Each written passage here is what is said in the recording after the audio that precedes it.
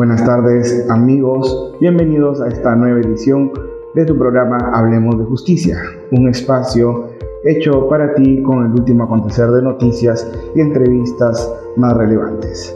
En esta oportunidad me acompaña el doctor Yeiner Moisés Vázquez Martínez, juez del octavo juzgado de investigación preparatoria, especializado en delitos de corrupción de funcionarios. Buenas tardes, doctor. Buenas tardes a todos y agradeciendo la invitación para poder discernir algunos puntos que es de suma importancia que la ciudadanía conozca, ¿no? Sí, doctor, cuéntenos sobre este tema muy importante, justamente que nuestra ciudadanía desea conocer las diferencias entre los delitos de colusión y negociación incompatible. Bueno, son delitos similares, pero que tienen sus diferencias, ¿no? En ambos casos, los delitos son delitos especiales propios y también de infracción del deber. ¿Qué significa ello? Que son delitos que necesariamente tienen que ser cometidos por funcionarios o servidores públicos, pero no cualquier funcionario o servidor público, sino aquel que por razón de su cargo tiene vinculación con un proceso de contratación u operación estatal.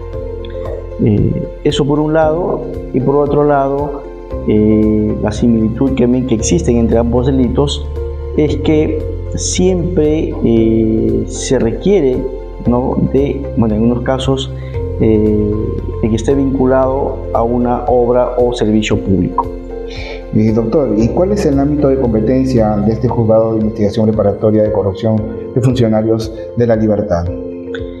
Bueno, los juzgados especializados de corrupción de funcionarios en distritos judiciales distintos a Lima entraron en función a partir del año 2018 a través de la resolución administrativa 01-2018, y entre ellos entró en funciones el juzgado de investigación preparatoria de corrupción de funcionarios de la libertad y también el juzgado penal unipersonal de corrupción de funcionarios de la libertad, ¿no? Y la competencia es en toda la región de la libertad, desde la provincia de Virú hasta Chepén y Pacasmayo, ¿no? En todas las provincias de la región de la libertad, excepto Bolívar, que es de competencia de la Corte Superior de Justicia de Cajamarca.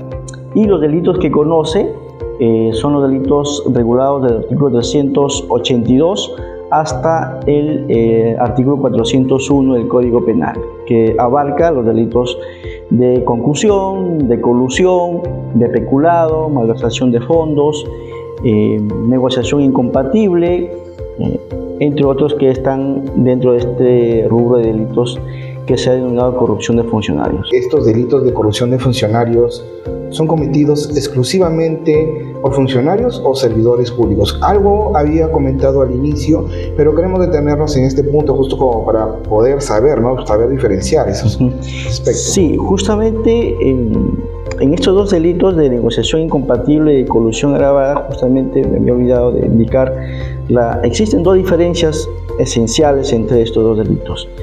En el de negociación incompatible, si bien se requiere también, igual que el de colusión, que sean funcionarios o servidores públicos, pero únicamente requiere del funcionario o servidor público un interés indebido.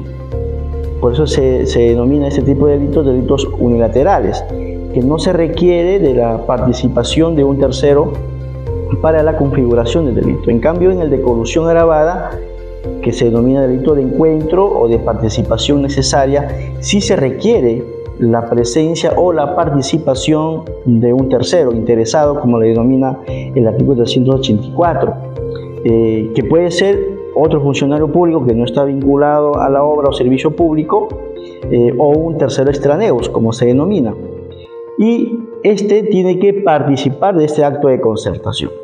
Ahora, la diferencia está entre ambos en que la concertación que se requiere para el delito de colusión agravada siempre debe estar orientado a causar un perjuicio al Estado o a defraudar el patrimonio del Estado.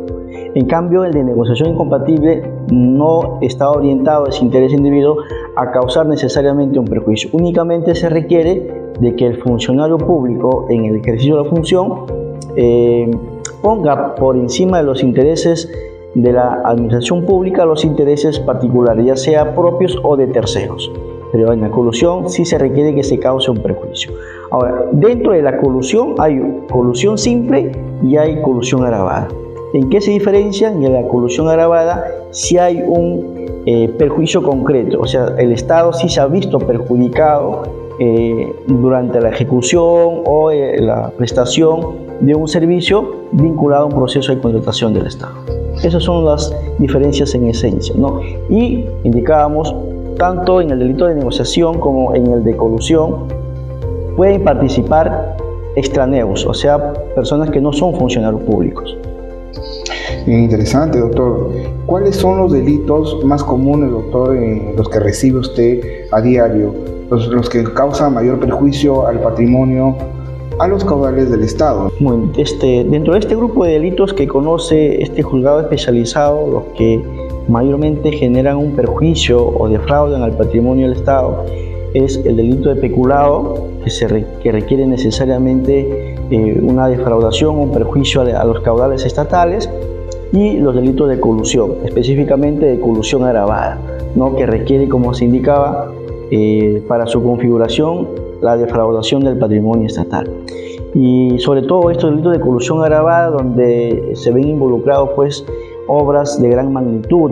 Por ejemplo, se han tenido casos donde se ha puesto en relieve actos irregulares, por ejemplo, en la ejecución de la obra del bypass del Óvalo Grau, en la obra, por ejemplo, del complejo Chan Chan o es complejo de Chicago, en otras obras vinculadas, por ejemplo, a instituciones educativas, a servicios de mantenimiento de carreteras, ¿no? Servicios de agua y alcantarillado, donde el presupuesto para la ejecución de estas obras son pues miles y hasta millones de soles, ¿no? En donde por actos irregulares de funcionarios públicos que están o participan de la ejecución de la obra en concertación de terceros, defraudan el patrimonio del Estado.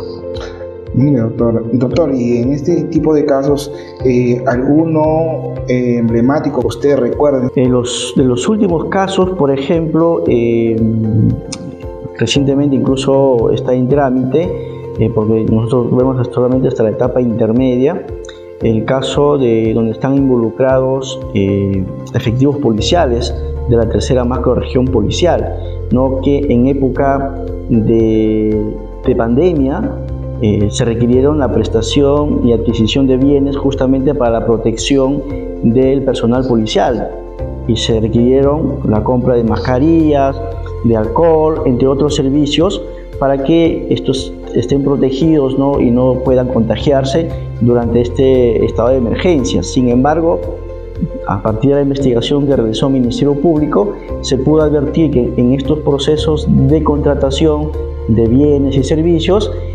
funcionarios de la tercera macrorregión policial se habrían interesado en algunos proveedores que no cumplían con los requisitos mínimos que exigía, ¿no? Los requerimientos o el expediente técnico para que preste el servicio o para que ofrezca el bien.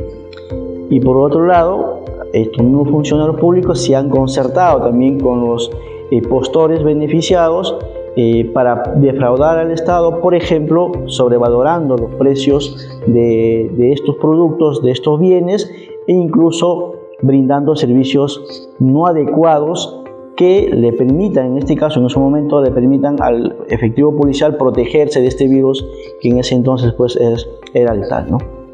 Mire, doctor, ha indicado que dentro de los delitos de corrupción de funcionarios con mayor incidencia se encuentran los delitos de colusión y negociación incompatible. A veces muchos se confunden en calificar un hecho por alguno de estos delitos. ¿En qué se diferencian estos dos delitos exactamente? Como indicaba hace un momento, existen dos diferencias en esencia. Por un lado, de que en el de negociación incompatible únicamente se requiere de la actuación de un funcionario público donde se interese en beneficio propio de un tercero, ¿no?, en un proceso de contratación o operación estatal. En el de colusión requiere necesariamente para la configuración del delito de colusión la participación de un tercero, ya sea también funcionario público o extraneus, pero orientado a la defraudación. En cambio, en el de negociación incompatible no busca la defraudación estatal. La similitud que puede existir básicamente es entre el delito de negociación incompatible y colusión simple, que tanto la doctrina como la jurisprudencia lo ha denominado delitos de pedido abstracto, porque no requieren en ambos casos una defraudación.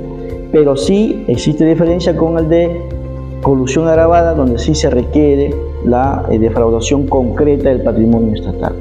Eso es en esencia la diferencia en estos dos delitos. Doctor, ¿y cuánto varían normalmente las penas o lo que dispone en este caso el juzgado? En el delito de negociación incompatible la pena es de 4 a 6 años y en el delito de colusión simple es también de 4 a 6 años, pero en el de colusión agravada sí es de 6 hasta 15 años de pena privativa de libertad. Bien, doctor. Doctor, en el delito de colusión ya has indicado que sí es posible que un ciudadano que no es funcionario público, denominado extraneus, pueda ser partícipe.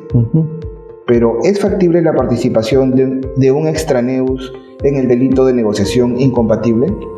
Sí es factible, como indicaba hace un momento, pero tanto en la doctrina como en la jurisprudencia, por ejemplo, no existe unanimidad respecto a este criterio. Por un lado, existe una casación del año 2015 de Ayacucho, donde señalaba la Corte Suprema de que no es factible que un extraneus, un tercero que no es funcionario público, pueda ser o tener la condición de cómplice en un delito de negociación incompatible. El fundamento era porque era un delito unilateral, que era un delito de pedido abstracto. Pero la reciente jurisprudencia de la Corte Suprema ha indicado que sí es factible la participación de extraneos. Ello a partir de que el delito de negociación incompatible es un delito de preparación al delito de colusión. Y otro fundamento es que el artículo 25, que establece la participación en la complicidad, ha sido modificada y señala que puede ser cómplice del hecho ilícito aquella persona que, incluso no teniendo la condición especial que se requiere para tener el sujeto activo o el autor, puede participar en el hecho ilícito. Es decir, que no se requiere para ser cómplice tener esa condición especial que tiene el autor para que sea considerado cómplice. Entonces, esos dos fundamentos son los que ha acogido la Corte Suprema, y abundante jurisprudencia actualmente sostiene de que sí es factible la participación de un extranjero en el delito de negociación incompatible.